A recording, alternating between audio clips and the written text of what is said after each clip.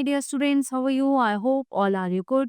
Welcome back to another class. Today, let we start English chapter number 6. One single ambition. One day, while at work in the coal mine, I happened to overhear two miners talking about a great school for colored people somewhere in Virginia. As they went on describing the school, it seemed to me that it must be the greatest place on earth. Not even heaven presented more attractions for me than did the Hampton Normal and Agricultural Institute in Virginia. I resolved at once to go to that school, although I had no idea where it was, or how many miles away, or how I was going to reach it.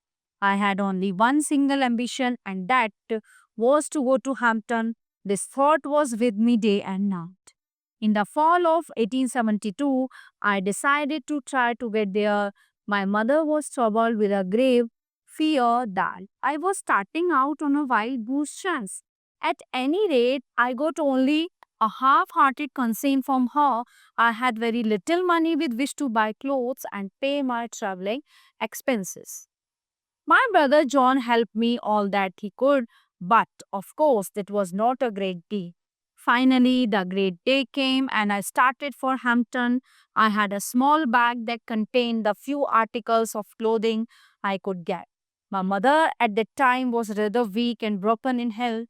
I hardly expected to see her again, and thus our parting was all the more painful. She was, however, very brave through it all. The distance from Melbourne to Hampton is about 500 miles. By walking, begging rides both in wagons and in cars, I was able to reach the city of Richmond, about 82 miles from Hampton. When I reached there, I was tired, hungry, and dirty. It was late at night. When I reached Richmond, I was completely out of money, and I had not a single acquaintance in the palace place and be unused to the city ways.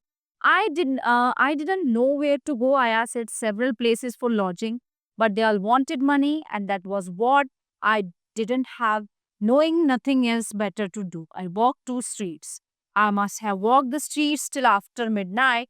At last, I became so exhausted that I could walk no longer. I was tired, I was hungry, I was everything but not discouraged.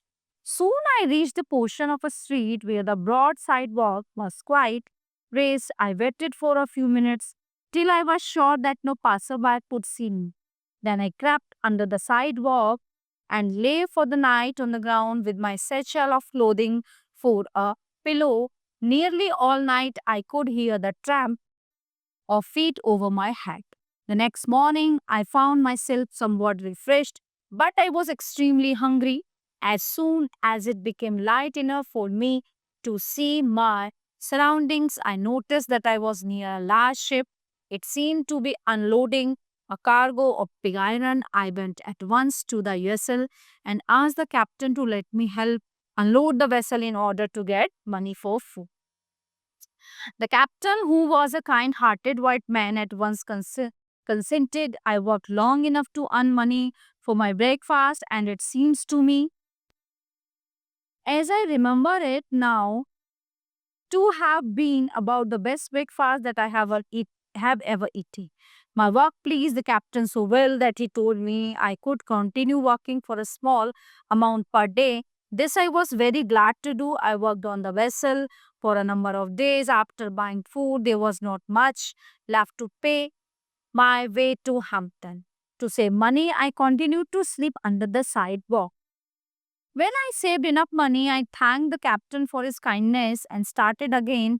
When I reached Hampton, I had exactly 50 cents with which to begin my education. The first sight of the large three-story school building seemed to have rewarded me for all that I had undergone to reach there. The sight of it seemed to give me new life. As soon as possible, I presented myself before the head teacher for admission, having been so long without proper food, a bath, and change of clothing. I did not, of course, make any good impression upon her. I could see at once that there were doubts in her mind about taking me as a student. For some time, she didn't refuse to admit me, nor did she decide in my favor. I continued to linger about her, trying to impress her in all the ways I could. She was admitting other students, and that added it greatly to me discomfort. After some hour had passed, the head teacher said to me that joining recitation room needs sweeping. Take the broom and sweep. It came to my mind at once that here was my chance. Never have I received any order with more delight. I swept the room 3 times, then I got a dusting cloth and I dusted it 4 times, all the woodwork around the walls, every bench, table, and desk I went over 4 times with my dusting cloth. Besides, every piece of furniture, every closet and corner in the room was solely clean. I had the feeling that my future depended upon cleaning that room. When I was so, I reported to the head teacher. She was a Yankee woman who knew just where to look for dirt. She went into the room and inspected the floor and closets. Then she took her handkerchief and rubbed it on the board. Walk about the walls and over the table and benches.